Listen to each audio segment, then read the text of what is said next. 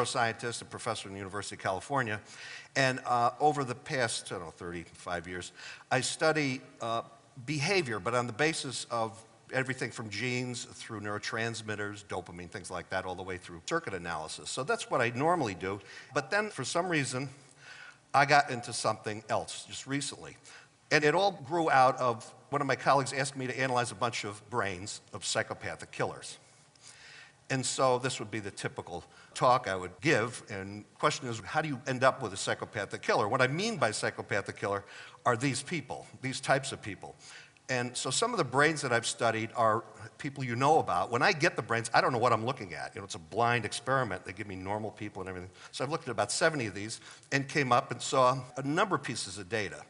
So we look at these sorts of things theoretically on the basis of genetics and brain damage and the interaction with environment and exactly how that machine works. So we're interested in exactly where in the brain and what's the most important part of the brain. So we've been looking at this, the interaction of genes, what's called epigenetic effects, brain damage, and environment, and how these are timed. And how you end up with a psychopath and a killer depends on exactly when the damage occurs. It's really a very precisely timed thing. You get different kinds of psychopaths. So we're going along with this, and here's just to give you the pattern. And the pattern is that those people, every one of them I looked at who was a murderer and who was a serial killer, had damage to their orbital cortex, which is right above the eyes, the orbits, and also the anterior part of the temporal lobe. So there's this pattern that every one of them had, but they all were a little different too. They had other sorts of brain damage. The key thing is that the major violence genes is called the MAOA gene.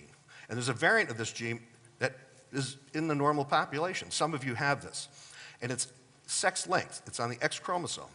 And so in this way, you can only get it from your mother. And in fact, this is probably why mostly men, boys, are psychopathic killers, are very aggressive. Because, you know, the daughter can get one X from the father, one X from the mother. It's kind of diluted out. But for a son, it could only get the X chromosome from his mother. So this is how it's passed from mother to son. And it has to do with too much serotonin during development. It's kind of interesting because serotonin is supposed to make you calm and relaxed. But if you have this gene in utero, your brain is bathed in this. So your whole brain becomes insensitive to serotonin, so it doesn't work, you know, later on.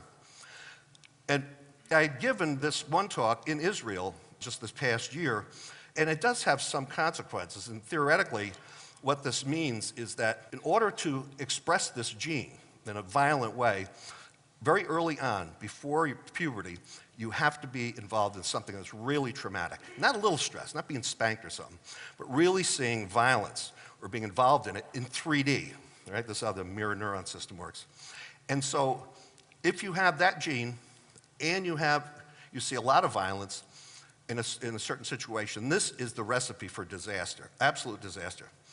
And what I think might happen in these areas of the world where we have constant violence, you end up having generations of kids that are seeing all this violence. And if I was a young girl somewhere in a violent area, you know, a 14-year-old, and I want to, you know, find a mate, I'd find some tough guy, right, to protect me. Well, what the problem is, this tends to concentrate these genes.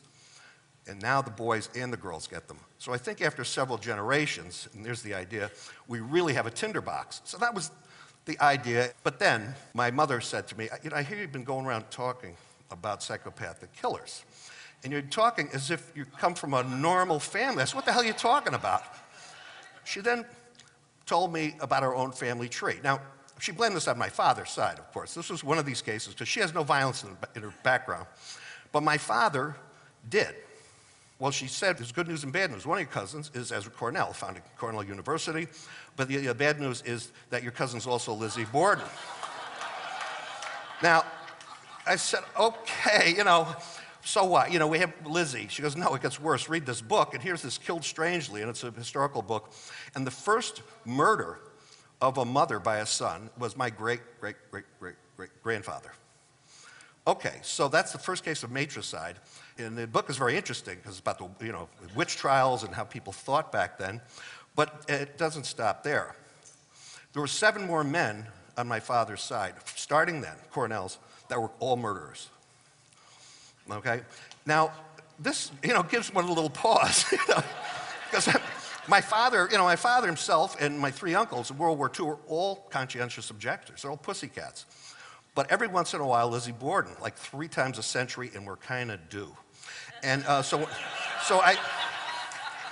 the moral of the story is, people in glass houses shouldn't throw stones, but more likely is this.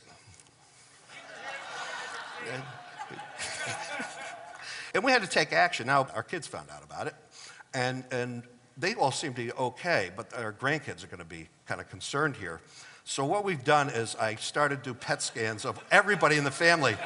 And we started to do PET scans, EEGs, and genetic analysis to see where the bad news is. Now, the only person, it turns out, one son and one daughter, siblings, didn't get along, and their patterns are exactly the same. They have the same brain and the same EEG, and now they're as close as can be. But there's going to be bad news somewhere, and we don't know where it's going to pop up. So that's right there.